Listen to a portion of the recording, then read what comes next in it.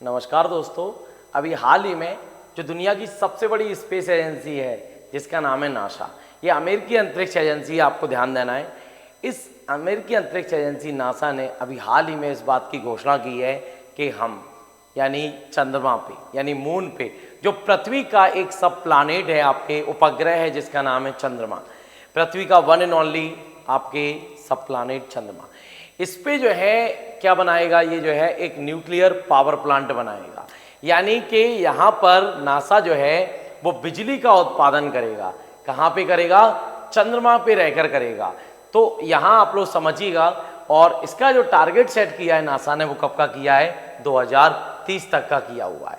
तो हमें इस चीज़ के लिए थोड़ा सा याद रखना है कि अभी हाल ही में नासा ने इस बात की घोषणा की है कि हम जो है 2030 तक न्यूक्लियर पावर प्लांट लगा देंगे।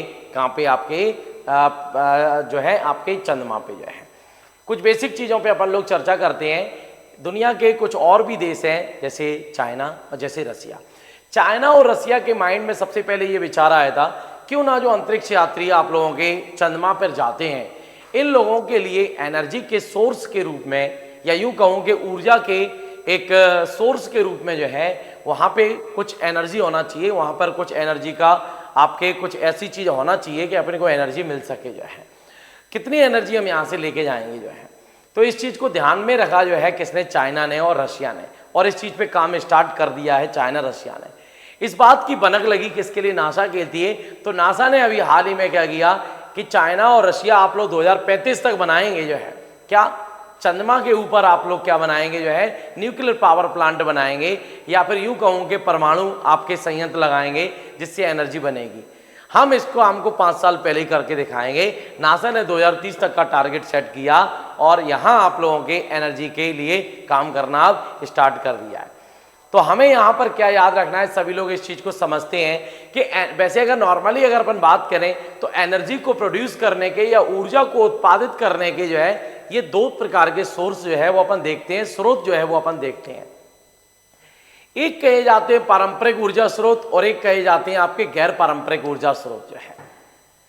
तो जो पारंपरिक ऊर्जा स्रोत है, आपके ऊर्जा स्रोत है, ये ट्रेडिशनल एनर्जी सोर्सेज हैं जिनका मानव जो है एक लंबे समय से यूज करता चला आ रहा है। जैसे कोयला विद्युत, जिसे थर्मल पावर कहते हैं, इससे बिजली बनती है।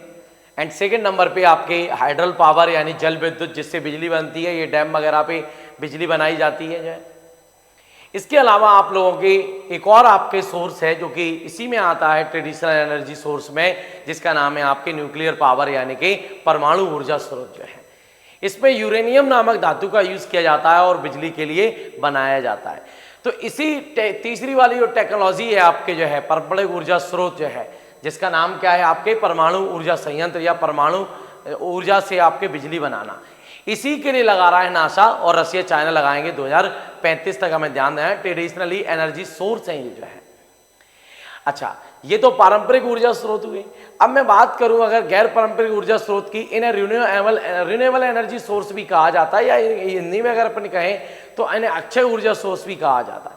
ये वो स्रोत हैं जो कभी भी खत्म नहीं होंगे, जैसे सोलर एनर्जी यानी सूर्य की ऊर्जा, जैसे विंड एनर्जी यानी पवन ऊर्जा, जैसे बायोमास, बायोगैस, बायोडीजल।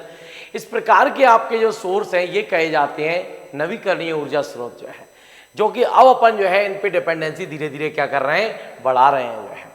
तो हमें ध्यान रखना है कि रिन्यूएबल एनर्जी सोर्सेज तो अपन यूज करते ही हैं यहाँ पर पृथ्वी पर जो है, लेकिन अपना जो मून है यानी पृथ्वी का जो चंद्रमा है, यहाँ पे जो ट्रेडिशनल एनर्जी सोर्स है न्यूक्लियर पावर, इसका यूज करने वाला है कौन? जो है नासा।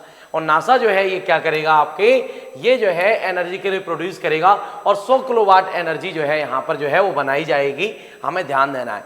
इससे होगा ये कि नासा के जितने भी एस्ट्रोनॉट्स हैं ये चंद्रमा के ऊपर जाते हैं काम करने के लिए, तो वहाँ पर इनके लिए एनर्जी के सोर्स के रूप में जो है वहाँ पर आपके लिए परमाणु रिएक्टर से एनर्जी वहाँ पर मिलती रहेगी। आप लोग ध्यान रखना है। चंद्रमा पे कई मिशन जो है दुनिया के लोग भेजते रहे हैं। जैसे आप लोग जानते हैं नासा ने ही एक अंतरिक्ष यात्री को भेजा था नील आर्मस्ट्रॉन्ग के लिए 1969 में। इनके साथ में एडविन ई एल्ड्रिन भी गए थे, आपको याद है, चंद्रमा की धरती पर दोनों ने जो है पहला कदम रखा था जो है। इसी प्रकार से भारत ने भी चंद्रमा के ऊपर आपके कुछ मिशन भेजे हैं, जिसमें 2008 में चंद्रयान 1 भेजा जो कि फेल रहा, 2019 में चंद्रयान 2 भेजा जो भी फेल रहा, और 2023 में चंद्रयान 3 भेजा जो कि सक्सेस रहा जो है। आप लोग जानते हैं चंद्रमा की धरती पर कदम रखने वाला दुनिया का चौथा देश कौन बन गया है? भारत बन गया है। और चंद्रमा की साउथ पोल के ऊपर कदम रखने वाला दुनिया का पहला देश कौन बन गया है? भारत बन गया है चंद्रयान 3 वाले मिशन के साथ। तो इसी प्रकार से हम चंद्रमा के ऊपर बस्तियां बसाने की सोच रहे हैं, चंद्रमा के ऊपर रिसर्च सेंटर स्थापित करने की सोच रहे हैं। ये प्लानेट पे तो अपन रहते हैं, अर्थ पे यानी पृथ्वी पे, क्यों ना हम इसके सब प्लानेट चंद्रमा पर भी जो है कुछ रहने की व्यवस्था बनाएं, ये भविष्य में ऐसा कुछ सोचें जो है। इसी चीज का लगातार ये स्पेस एजेंसियां काम करती रहती हैं, चाहे वह भारत की स्पेस एजेंसी इसरो हो, चाहे वह दुनिया की सबसे बड़ी एजेंसी आप लोगों की नासा हो, चाहे दुनिया की सबसे बड़ी आपके private space agency space x हो, चाहे भारत की सबसे बड़ा ये स्पेस एजेंसी आपकी स्काई रूट हो। ये विभिन्न प्रकार की जो स्पेस एजेंसियां लगातार अंतरिक्ष के लिए काम करती रहती हैं। तो अभी हाल ही में मून के लिए एक मिशन जो है वो लॉन्च किया हुआ है, या यूं कहूँ कि इस पर काम करने के लिए अभी हाल ही में इन्होंने एक कमिटमेंट किया हुआ है कि 2030 तक हम जो है ये न्यूक्लियर पावर प्लांट लगाएंगे। कहाँ पे? मून पर। इसी प्रकार की आप लोगों की जो टेक्निकल नॉन टेक्निकल जो इन्फॉर्मेशन है वो हम आप लोगों के सामने लगातार लाते रहेंगे। ध्यान दीजिएगा, चैनल पर नए हैं तो सब्सक्राइब कर लीजिएगा और वीडियो को लाइक शेयर भी करते रहिएगा। मिलेंगे नेक्स्ट वीडियो के साथ। Thank you so much.